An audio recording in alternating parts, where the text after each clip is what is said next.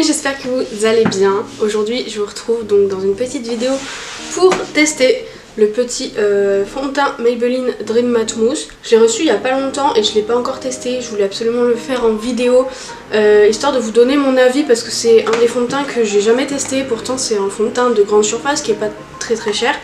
Alors je vous affiche le prix juste là et le nombre de teintes. Dans mes souvenirs il n'y a pas beaucoup de teintes donc c'est un peu dommage je trouve pour une marque comme Maybelline. Mais on va tester ça. D'ores et déjà j'ai l'impression que la teinte qui est la plus claire, qui est le numéro 10 ivoire, je pense qu'elle est trop foncée pour moi. Pour vous expliquer, je vais faire moitié-moitié. Je vais faire une moitié appliquée avec un pinceau et une moitié appliquée avec le Beauty Blender. Et comme ça je pourrai voir la différence entre les deux. Je vous montrerai aussi à la fin de la journée comment ça a tenu. Donc dessus il y a écrit Maybelline New York Dream Matte Mousse. Fond de teint plus base matifiante avec un SPF de 18. Donc comme je vous l'ai dit c'est la teinte 10 ivoire et c'est la teinte la plus claire d'après ce que j'ai compris. Avant toute chose je vais juste appliquer ma crème parce que je l'ai pas encore fait et c'est la base quoi. Je voulais aussi appliquer un primer mais je voulais pas que ça fausse l'adhérence du fond de teint. Donc je ne vais pas le faire. Et il faut que je vous rapproche parce que là vous allez rien voir. Alors voilà, on est déjà rapprochés. Alors là je vais mettre ma petite crème. C'est une crème qui vient de YesStyle que j'avais eu l'année dernière et que j'ai pas encore fini mais qui est vraiment pas mal. C'est une crème qui fait jour et nuit, c'est celle-là. J'avais dû vous en parler dans une vidéo.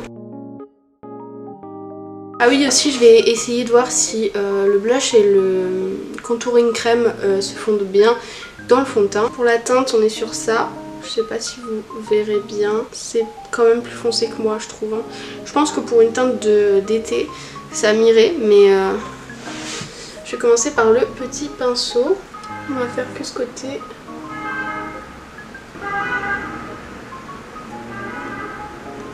Après même si c'est trop foncé je m'en fous parce que je reste à la maison donc c'est pas très grave.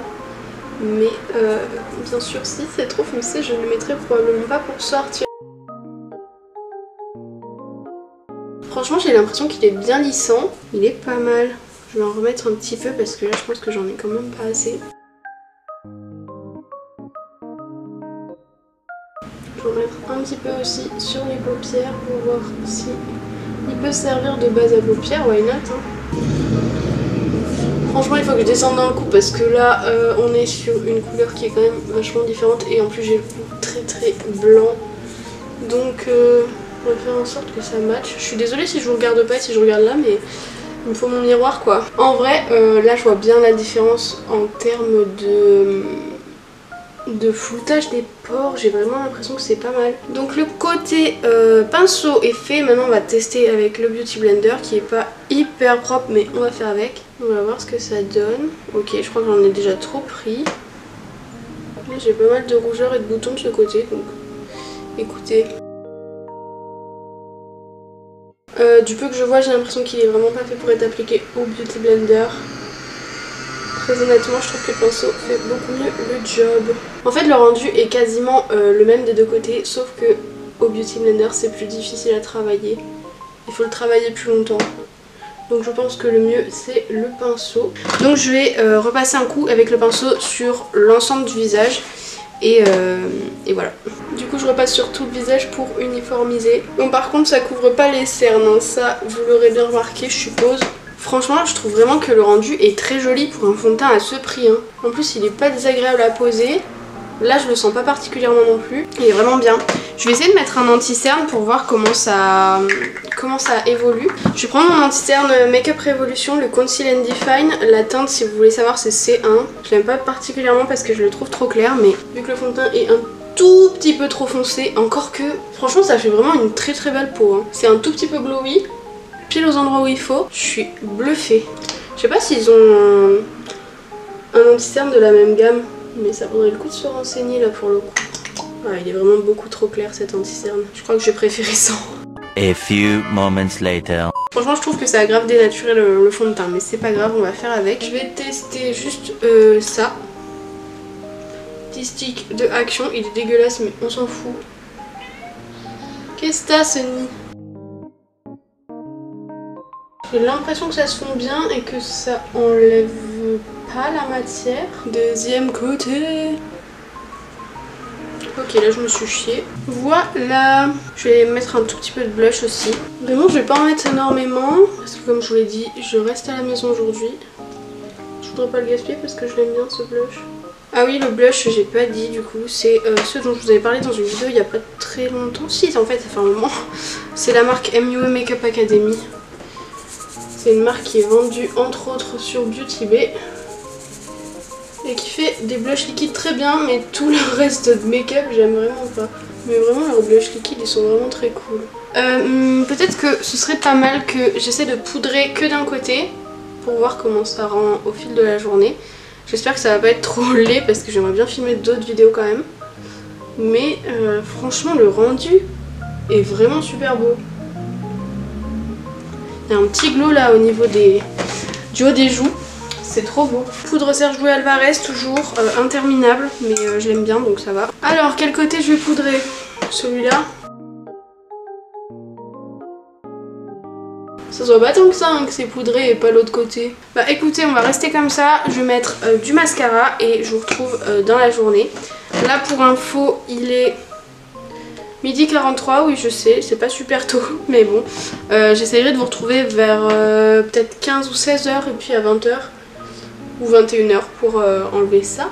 Mais franchement pour l'instant je suis épatée. Bon les amis, je vous retrouve un petit peu plus tôt et plus tard que prévu puisqu'il est 18h23. Donc faisons le bilan. Donc il me semble que vous le voyez vraiment beaucoup à la caméra quand je baisse les yeux, ça a filé beaucoup dans les plis au niveau des yeux. Mais après sur le reste du teint c'est resté relativement uniforme. Au menton c'est un petit peu parti, c'est pas ce qui me dérange le plus même si j'aurais bien sûr préféré que ça reste. Ensuite le côté où j'ai poudré, donc c'était celui-là.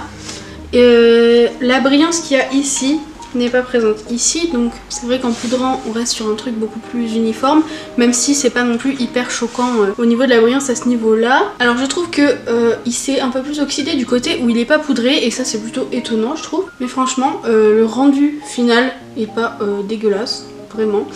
J'ai mis mes lunettes par contre pour voir si au niveau du nez ça se barrait. Et effectivement, c'est vrai que même du côté poudré, j'ai une trace. Ça malheureusement avec la plupart des fonds de teint on peut pas y remédier. Ça a vraiment filé dans les plis sur les yeux.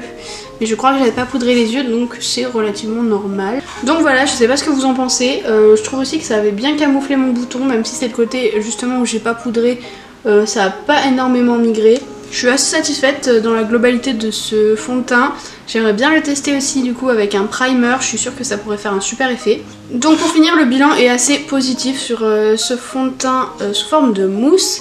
Il est très agréable à porter, franchement de la journée je n'ai pas senti, c'est pas comme les bébés crèmes qui sont trop hydratantes et qui se sentent au cours de la journée, qui collent ou qui adhèrent un peu plus dès qu'on touche quelque chose. C'est vrai que c'est assez sec. Et pourtant j'ai la peau sèche d'ailleurs. L'action elle est matifiante, moi j'ai la peau sèche donc je sais pas ce que ça rendrait non plus sur une peau grasse, donc pareil je suis pas forcément le bon exemple pour ça, même si c'est vrai que vous voyez que là je brille un petit peu hein. Enfin sur une peau sèche ça donne ça, c'est pas dramatique, c'est vraiment pas mal, ça a pas beaucoup bougé. Après au menton il me semble que je me suis appuyée sur mon menton dans l'après-midi donc c'est peut-être ça aussi. Donc voilà, ce fond de teint est validé pour ma part malgré ses petits défauts. C'est vrai qu'il est vraiment pas mal, je pense qu'en été ce sera encore mieux. Malheureusement il n'y a pas beaucoup de teintes et ça c'est vraiment dommage en 2022 de pas avoir beaucoup de teintes, enfin, surtout pour une marque qui est loin d'être une marque qui débute comme Maybelline. Mais bon, malgré ses défauts, c'est validé pour ma part, j'ai vraiment aimé tester ce produit. Donc sur ce, moi je vais vous laisser. Si vous l'avez testé, n'hésitez pas à me le dire dans les commentaires. N'hésitez pas non plus à liker et à vous abonner à ma chaîne. Et sur ce, je vais vous laisser. Je vous souhaite une bonne journée, bon après-midi ou bonne soirée et je vous dis à bientôt. Bye!